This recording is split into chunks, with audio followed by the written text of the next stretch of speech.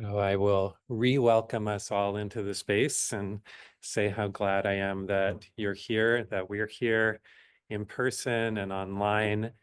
And I'm grateful for all the people in this tradition and in this lineage stretching back to the Buddha's time who are keepers of the flame, keepers of the flames of compassion and wisdom and practice. And I'm grateful for all of the traditions and lineages of love and prayer that have been part of the human experience, Buddhist or not. There's this line of love and care and wisdom that runs alongside all the joys and sorrows of human history. And I don't know where I read it, but it said that there is just a little bit more good in the world, in human nature, than there is evil, and that this is what moves humanity forward. And that's what keeps us going. And so, I make it a practice to be grateful for the communal and individual acts of good that I see expressed in the world, wherever I see them, whoever is making them. And the beauty of coming together, whatever the teaching of the day is, that at the end of the day, we're just communities of people reminding each other of what's important, witnessing each other's intentions to grow, to be kind, to be of service in the world. We're just sort of reminding each other, yeah, we want to be good, or at least non-harming. And this week, when I was thinking about what I wanted to share today, again, the reality of what we're all practicing with or amidst was right there on top for me again. How do you even practice right now? What does it mean to practice in this kind of world? How do I practice when everything seems to be falling apart? I often think of Zenju Earthlyn Manuel's words. She's an African-American Zen priest. She said back in 2016, these are the times that we have been practicing for. And it's true every day. These are the times that we have been practicing for. And nationally and internationally, we're seeing what we're seeing. Chaos in this country and around the world. And I don't need to name everything because it comes so fast and wide. And most of us spend a lot of our day sort of fascinated or horrified by it. If our minds are only on the news, the chaos or the despair, it's really hard to access our center, the place of peace in us that actually can help us hold what's here. And so that's the question for today. What does it mean to resource ourselves with peace in a shifting world? How do we find our footing? So, New York Times editor David Leonhardt was talking to Masha Gessen, who's a Russian-born trans-Jewish journalist. And in their conversation, David brought in the term shock exhaustion as a response to what we're seeing, the attacks on law, democracy, marginalized groups, the environment, the greed, the cruelty. And Masha said this. They said, it's interesting you call it shock exhaustion. It's not a term I would use actually because I don't know if it's about exhaustion. I think it's a very human and in a way very beautiful desire to normalize, to habituate, to find our footing in any situation and to keep on living. It's a sort of great life affirming ability that we have, except that it has a way of normalizing things that we really shouldn't live with.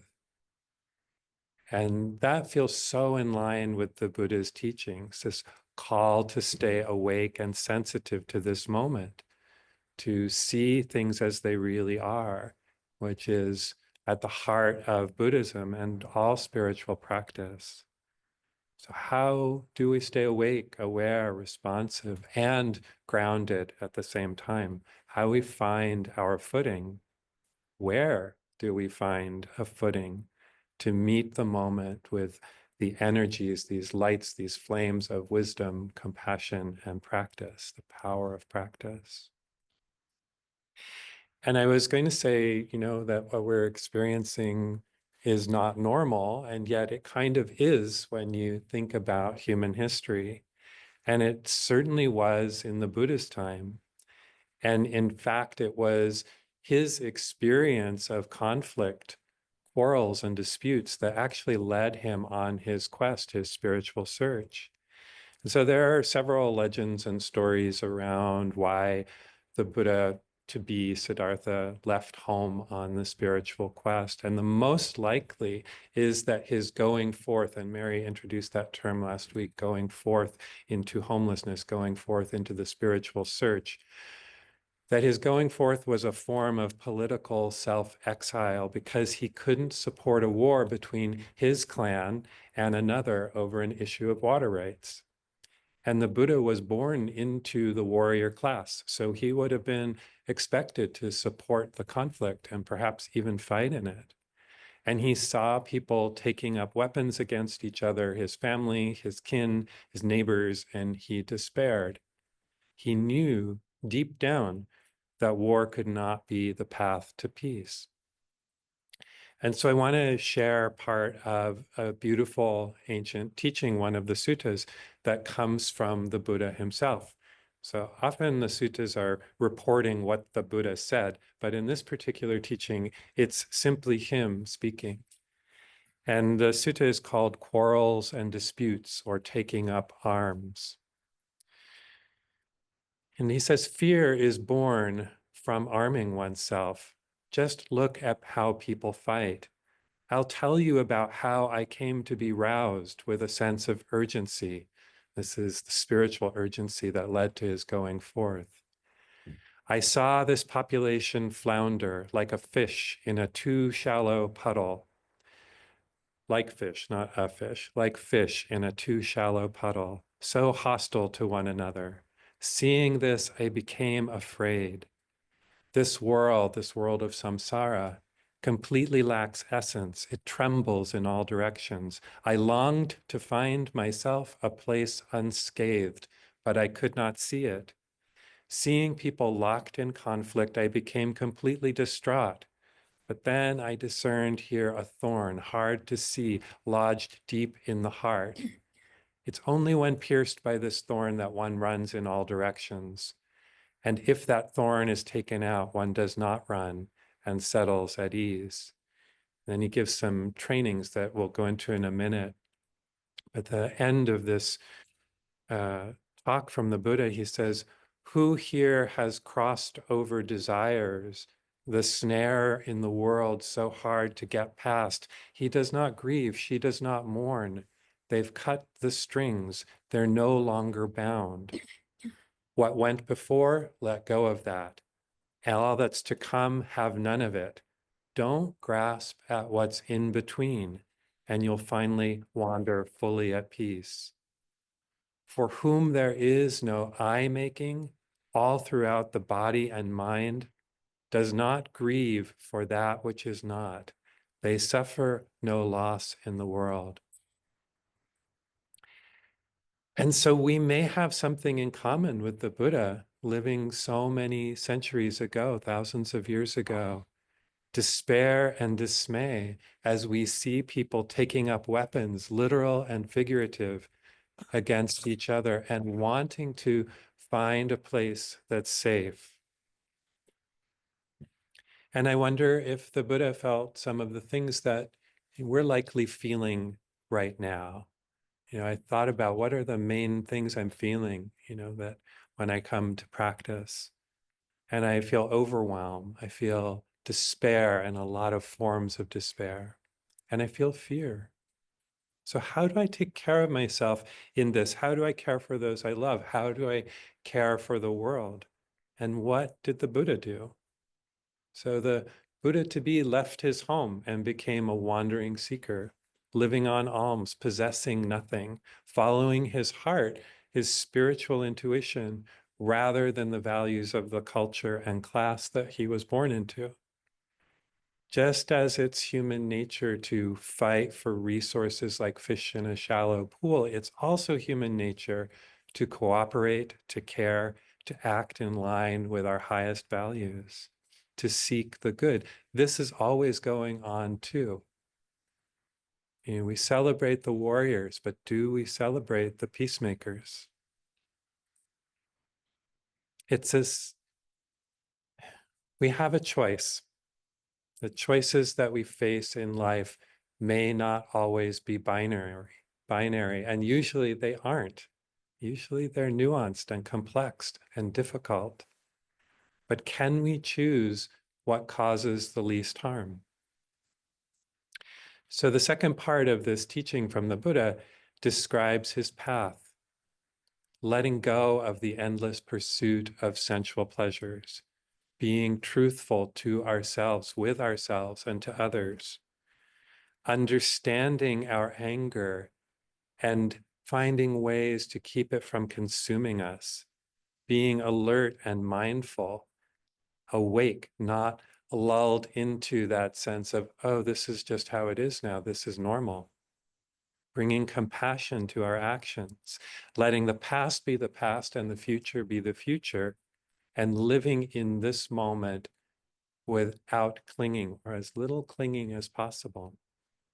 And knowing ourselves as not truly separate from each other.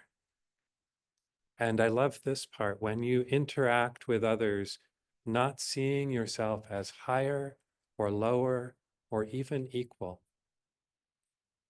And that this is the path of peace. So Jack Kornfield, who was one of the founders of Insight meditation in the West, in the US, and who founded Spirit Rock, wrote, "The Dharma welcomes everyone and encourages all to waken together." How, as Dharma practitioners, do we find our own place in a complex political world and find a way towards peace? Our first task is to make our own heart a zone of peace. Instead of becoming entangled in an embattled bitterness or cynicism that exists externally, we need to begin to heal those qualities within ourselves. We have to face our own suffering, our own fear, and transform them into compassion. Only then can we become ready to offer genuine help to the outside world. And he quotes Albert Camus, "We all carry within us our places of exile, our crimes, our ravages. Our task is not to unleash them on the world, it's to transform them in ourselves." And cultivating the zone of peace, it's something that we do. It takes effort.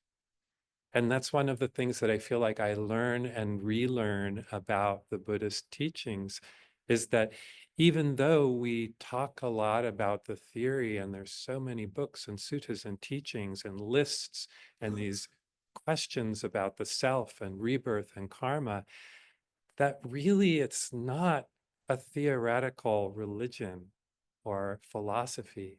It's rooted in practice. It is a practice.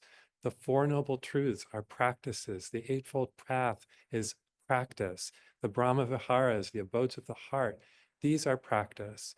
It's all about practice. The words and lists are frameworks for our practice. And the word that gets translated as practice is bhavana, meaning cultivation. So when we use that word practice, that's what we're talking about. Cultivation, growth in understanding and wisdom through our direct experience, through action and seeing the results of our actions. So the psychologist Alan Downs writes this: "The journey from the head to the heart is taken with your feet." The journey from the head to the heart is taken with your feet. Meaning, he says, that the only way to really integrate insights into your life is by behaving differently.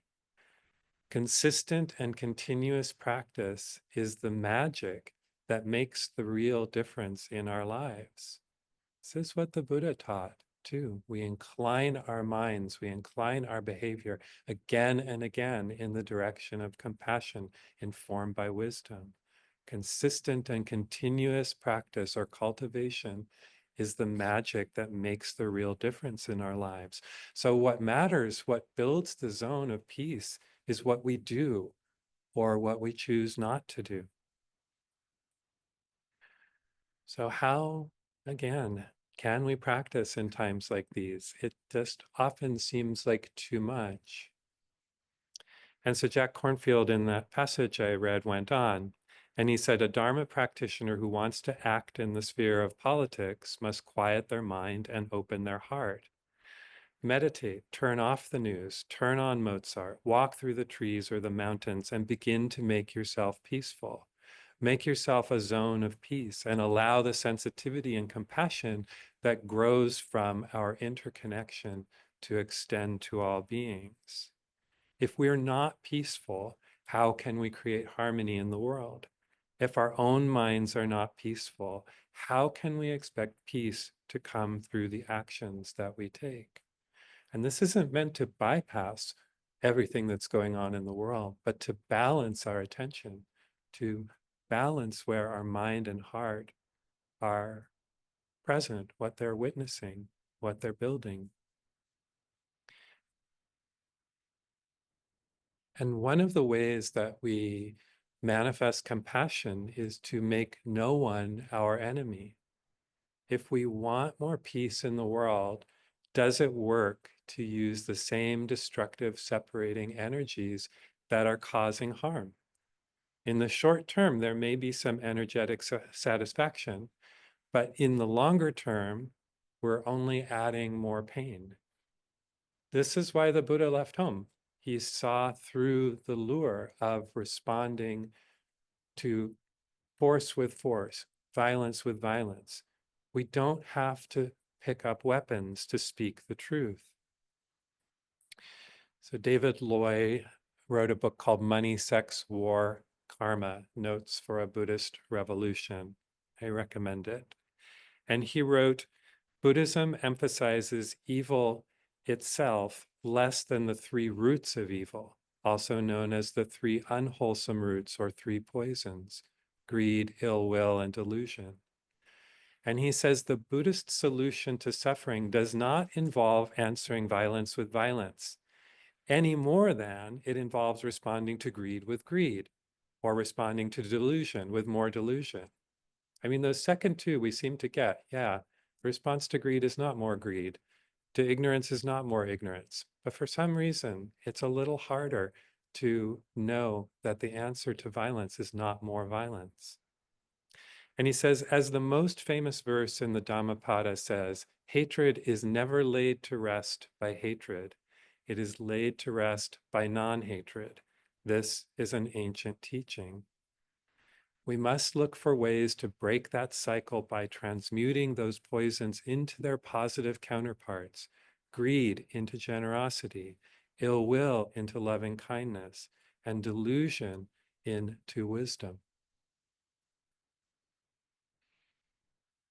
And we see this practically as citizens, as people in the world, making our way. We do not have armies. We do not have tanks.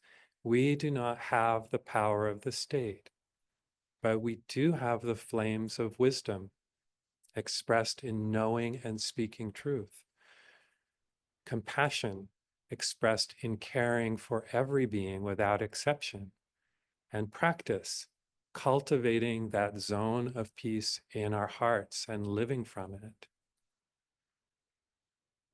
It's only nonviolent resistance to the roots of evil that is both truly effective and at the same time non-harming. We see it again and again in history: the Indian independence movement, Polish solidarity, the Velvet Revolution in Czechoslovakia, women's suffrage. In this country, Congressman John Lewis, one of the leaders of the US Civil Rights Movement, said this: when we were sitting in, it was love in action. When we went on the Freedom Ride, it was love in action.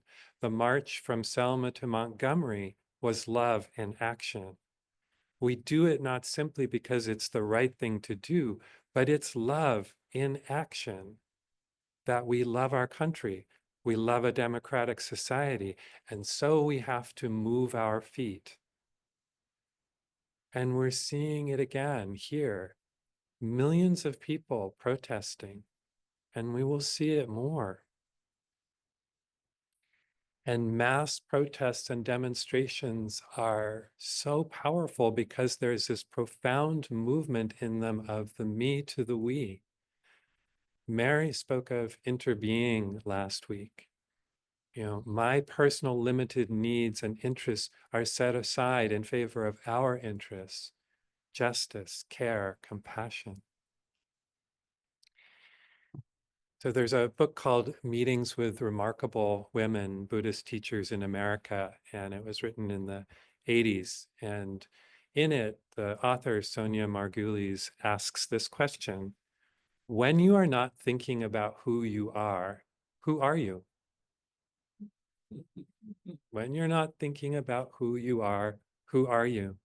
When I first read that question, it was like a Zen koan. It just interrupted the moment. And it has several times since then.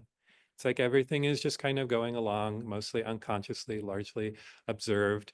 You do the things you do, you work, you spend time with your family and friends, you distract yourself in the ways you do. Maybe you have a spiritual practice, and who or what you are is sort of taken for granted, you know, humming along. And then you ask, who am I? Well, first, you know, who do I think I am? Am I thinking about who I am?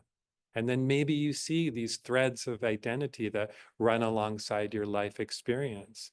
Oh, I'm a Buddhist, or I'm 62, or I'm a partner to my partners, or I was someone's child, or I'm a person who does this kind of work, or I'm a person who has certain emotional stumbling blocks, or I'm really good, or I'm really bad, or I'm neither good nor bad, or I'm nothing much, or whatever it is. We have infinite ways of looking into that part. Who do I think I am? And then the question, you know, am I any of those things really? They're what I experience, but are they who I am? Do they define me? You know, life changes, roles change, circumstances change, your work changes, your family, your health changes, your finances change, your skill at dealing with life changes. Anything that we take for granted can change. Anything that is conditioned on other things will change. If we answer this question, who am I, by listing our circumstances and behaviors, there's nothing permanent there. And the Buddha was really interested in having us look for this who I am. In his teaching of the khandhas, he asks us to consider all the ways we take ourself to be a self and consider, is that really me? And he starts by asking us to look for a persisting self in the body.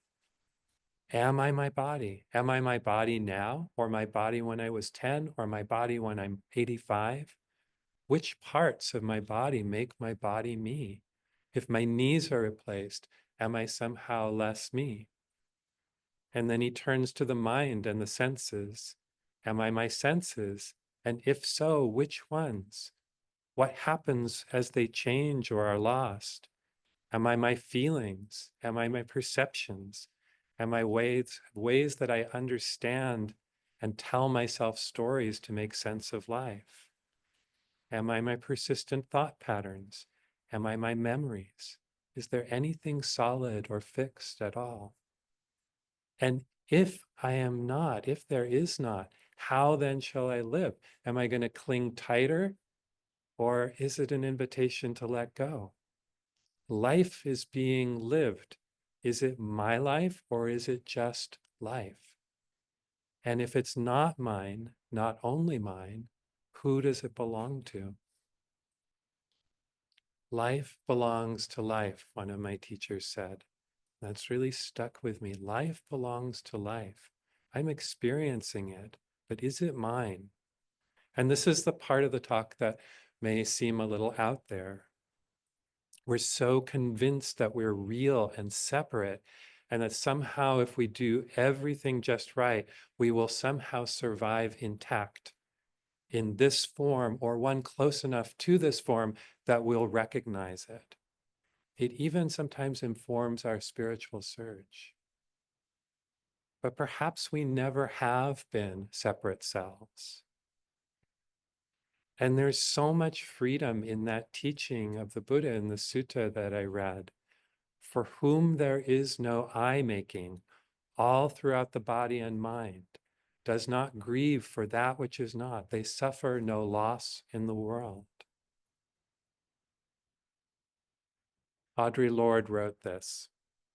And when we speak, we are afraid our words will not be heard nor welcomed. But when we are silent, we are still afraid. So it is better to speak, remembering we were never meant to survive. And we were never meant to survive as the ego, the body, the thoughts, the habit of mind, our traumas, our likes and dislikes, not meant to survive as that small I, that limited, separate experience of being. And maybe that lands for you and maybe it doesn't. But I feel like it is not giving up. It's actually an opening to something that is so much more, expanding, letting go of this tight grip on I and my survival. A short poem from Rumi, originally written in Persian. Out beyond ideas of wrongdoing and right doing, there is a field. I'll meet you there. When the soul lies down in that grass, the world is too full to talk about. Ideas, language, even the phrase each other doesn't make any sense. The movement from the me to the we practice and act from our location in this mind and body stream. I can and do care for this mind and body, and I can also know it as it is. And my practice can come from that place that's more inclusive, more complete. I can practice for all beings or even just the all. All there is this moment and how we meet it.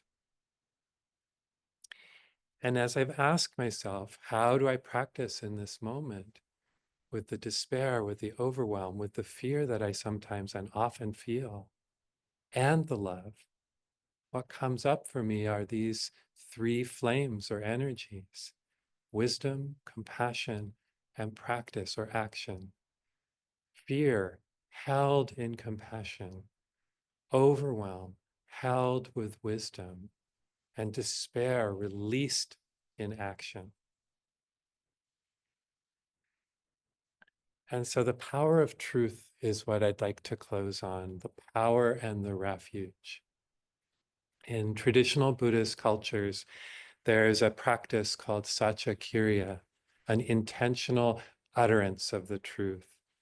And it's believed that the power of truth is stronger than gods and humans, and that by speaking and aligning with truth, we invoke its protection. So refuge in the truth, power and love in the truth. And maybe some of you were at the No King's Day protest here or at another protest and felt the power and love that comes from lifting voices together. We are more who we are when we are together. When we join our practice and our voices as an offering of love and truth. Sangha is the flame of action. Speaking truth, practicing together is that refuge of Sangha. So at the very first Buddhist retreat I attended, we learned a chant, and it was a saccakiriya, statement of truth. And it's been returning to my mind often, especially in the last few months. And the English translation is, the Buddha is my refuge. The Dharma is my refuge. The Sangha is my refuge. Nothing else is my refuge. By the power of this truth, may I at all times be blessed. And we could say, the Buddha, compassion is my refuge. The Dharma, wisdom is my refuge. The Sangha, practice is my refuge. Nothing else is my refuge. By the power of this truth, may we at all times be blessed. And it may be that there are other refuges for you. This is a particularly Buddhist formulation. There is peace that comes from knowing clearly where we take refuge and where we do or cannot. And there is peace from speaking those refuges aloud. And I've noticed, like a mantra, those words coming into my heart and mind, nothing else is my refuge. Nothing else is my refuge. And I know now, after years of practice, that these words are true for me, and it has not always been so. I've sought refuge in substances, in work, in distraction, and a million things that are outside of Buddha, Dharma, and Sangha, outside of compassion, outside of wisdom, outside of skillful practice. I still find myself looking for refuges in places where it cannot be found. And then I remember. And even as I claim these refuges, I still want the world of samsara, to somehow behave and fall in line with the values that I hold close. I want it to somehow be all right. Of course I do. And yet, over and over, I return to that powerful truth. Nothing else is my refuge. And I turn to this home that leaves nothing outside of its care, no one outside of its care. And entering into the refuges doesn't always mean safety from pain. In fact, it mostly doesn't. It means intimacy with reality, with what's true, with staying awake. And in that intimacy, there is something that is real and healing, something I can rely on because it isn't dependent on the world being a certain way or me protecting a separate self. So my wish for myself and the people I practice with is, may we keep turning toward what is real. May we remember in moments of uncertainty, fear, and grief that we are not without refuge. And may we keep seeking the truth and keep the flames of compassion and wisdom and practice bright. Zenshu Earthland Manual, these are the times that we've been practicing for. And John Lewis said, we may not have chosen the time, but the time has chosen us. So let's just take a couple of moments to let the words settle, and then we'll open the floor.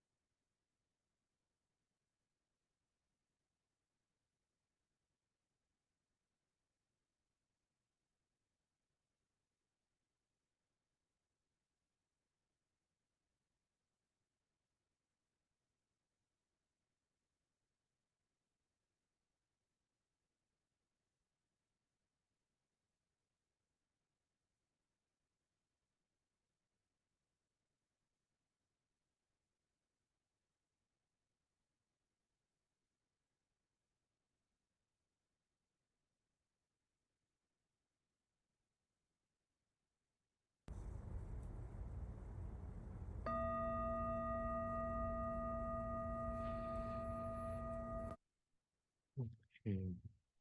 Thank you for your attention. I know that was a long talk. Um, and would really love to know how, well, anything that's coming up for you, but also really curious about how you are practicing, how you are finding your footing during these times, or if you are. And just love to hear from the wisdom of the circle and folks online. Yeah.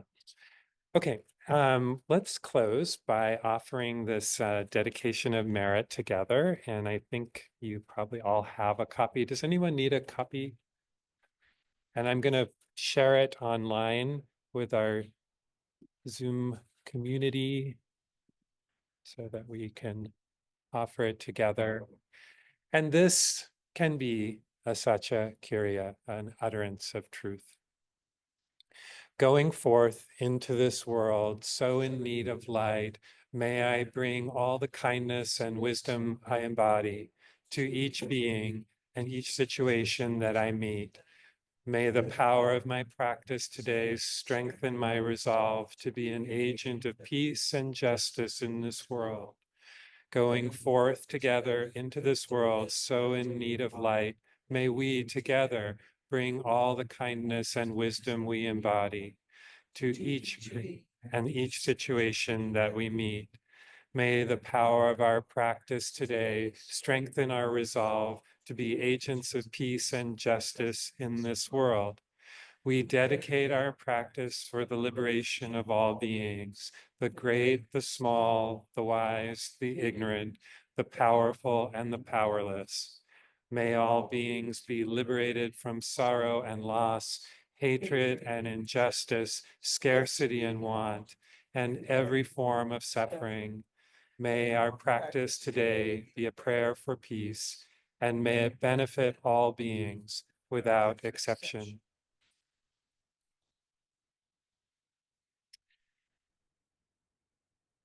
May it be so. Thank you so much for being here and part of this community.